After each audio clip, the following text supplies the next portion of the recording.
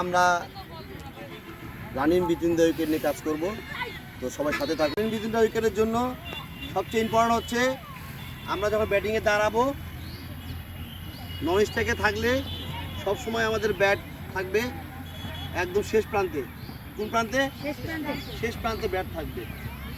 আমরা যখন দাঁড়াবো ঠিক এভাবে দাগ থেকে এভাবে একটু দূরে দাঁড়াবো, যেন আমাদের উইকেটটা শর্ট হয়ে আসে।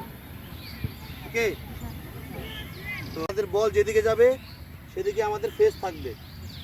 ওকে, আমি যদি ড্রাইভ খেলি কাভারে যদি বল যায়, আমার ফেসটা হবে এইভাবে।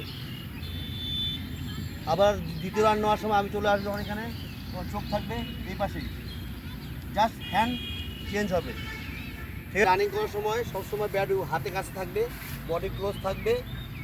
আর যখন প্লেস করবো অবশ্যই ব্যাট এই পজিশনে থাকবে। যখন আমরা রানিং করে আসবো, ব্যাট জোরে হিট করে যাবে।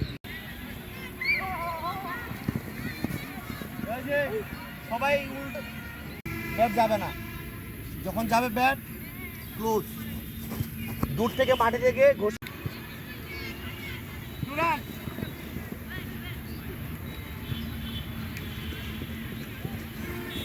হ্যাঁ, উপর থেকে গেছে ব্যাট।